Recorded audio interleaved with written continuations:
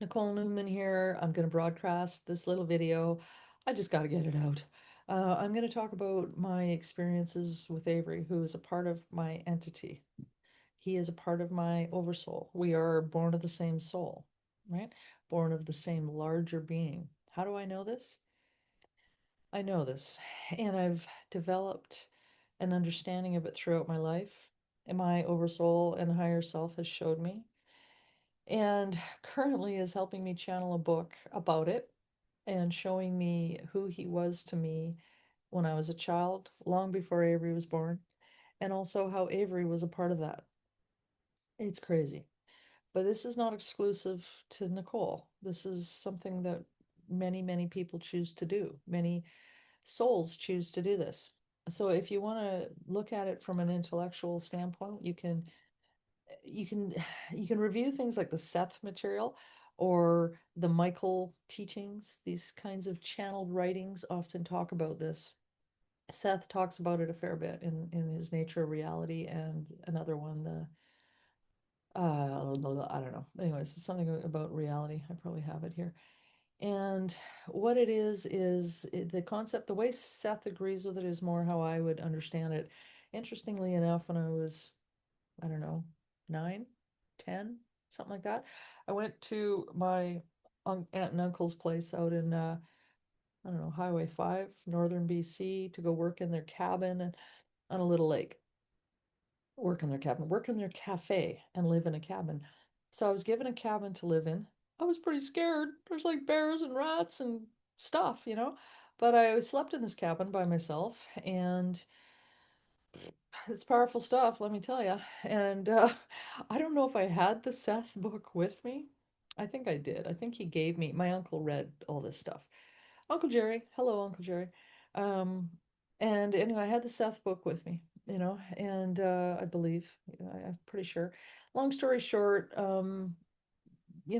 things started talking to me in the night. It wasn't unusual for me. I was often astral projecting or having conversation. This was a little different. I hadn't gone out. I was still lying in my bed, scared to death because there was stuff in the room, like mice and stuff.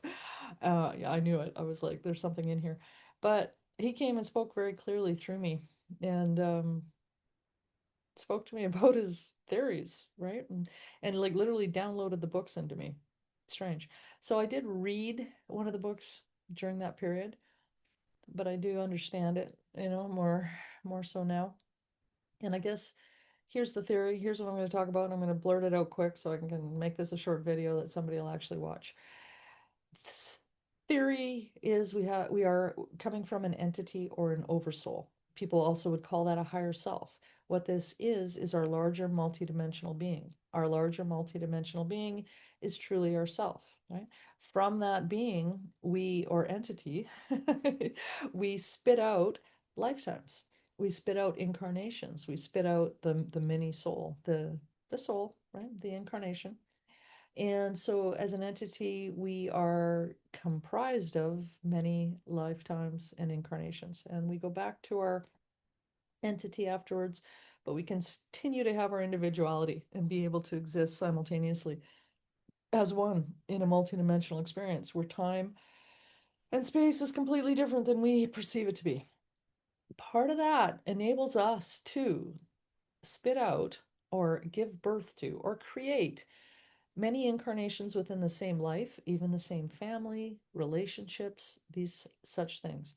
This would account for people you know in your life that you really resonate with, that you feel very connected to, that you can finish each other's sentences, that you are in an experience with. Quite often, people will marry somebody like this. They'll say, I'm married to my soulmate. You're married to another aspect of yourself sometimes. How cool is that, right? Talk about getting to know yourself. Does it get any deeper? um, or counterparts, other entities that you're very closely connected with. And other theories would relate that entities sort of travel in groups. So there's thousands and thousands of souls, right? In a certain sort of soul group, which would be, say, 4, 5, 7 entities, all comprising of 1,000 different incarnations, right?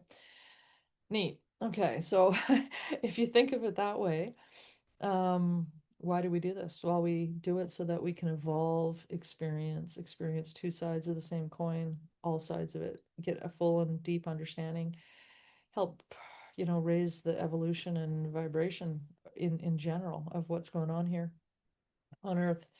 So throughout my life, I've had this guide that I've known that I love dearly. That, when I was super close to God, he was very clear in my mind, but he's not God. He's not Jesus, right? He's my higher self. He's my oversoul. He's my entity, right? And with him also is female aspects, right? So it's not like I'm just a male entity. I'm both, just like you are. Through this experience in my childhood, he was around a lot, teaching me different things, different experiences. I had a lot of interaction with spirit as a kid. It was quite a thing. So often I would feel myself being drawn out and I could sense things going on in another dimension and I would hear the conversations or glean into it. And this would have been like a piece of myself, my higher self, reaching out, me somehow as a conscious mind, being able to tap into that, to become part of it as I'm expanding and growing. The more we go through these experiences, the deeper we begin to self-realize, and all of our parts are linked. So if one part of us is out, the other part of us may be also able to make that bridge and that connection.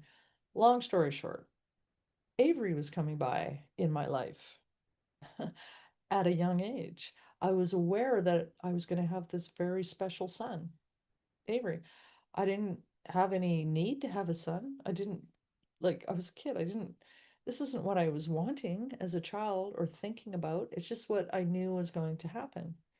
So I didn't think a lot of it at the time, right? I was like, whatever, I'm just being a kid. However, this same higher self, this oversoul, this guide would come by and help me. So again, this guide is a part of me. He's my oversoul. He's my right-hand man. He's my top dog. He's my savior. He grabs me when I'm flailing in the astral and puts me back in my body. He helps me stay alive, right? Through trials and tribulations and far too many near-death experiences. Keeps me on the straight and narrow. I have a true North Star, trying to keep me on the straight and narrow. My North Star, I'd call it, my intuitive knowing. But I also have this higher being that's very human, and I know he's human. He's very, very human. So he's Avery's higher self too. So maybe he's not mine. Maybe he's just Avery's, and Avery's higher self was hanging out with me prior to him being born, explaining the whole thing to me, showing me how it worked, helping me understand it a bit. But no, I think it's mine too, right? I really do. So for quite a while, I've been struggling with this concept, right? Is it possible that Avery and I are both born of the same soul? Well, yes, Nicole, it is, because it's written all over the place. If you just look it up, I hadn't read the Seth material in a long time, but today I looked it up because I just know it's to be true, and I thought somebody else could explain it better. They've done a better job at explaining it. So in those texts, he talks about this. Seth talks about it and how it's very true and how this is what we choose as an entity. And you'll have certain siblings that you'll be very close with, other people. This is also why those people are so hard to lose when they pass on, but you feel like they continue to be with you because they do. They're literally your counterpart. They literally stay in your auric field, hang out with you. And in Hawaiian culture, they would call it the ohana. The ohana continues to be with us and stay with us throughout until we're all finished our whole lives. It's fascinating. We are just crazy, aren't we? Like we're pretty wild characters. You look at the world going on around us and the stuff going on, and everybody's killing each other and acting mean and doing all the stuff. You're like, wow, how does that fit into this? How does this fit into that? I don't know, but let's just say that it fits in perfectly because we come to experience and to self evolve and grow and to do good, to be a part of the evolution of man. So, me and Eve. We chose to be a part of the evolution of man for ourselves to help teach each other things, but also to help teach humanity about this concept and to bring it into deeper understanding and more human awareness and form. And so I'm putting it out in this little video today. Maybe the concept has been lost as I've babbled on because it's possible. But now I'm also aware of other counterparts who I've known in my life and know in my life. And I can see now very clearly how that all links together. And these things are very, very real. And we all love each other very much. And we are so very, very loved. And so, whatever you're going through these days, you're not alone. I hope you know that. And I hope you can appreciate it. That's it. It's my story. Sunday. Have a nice day.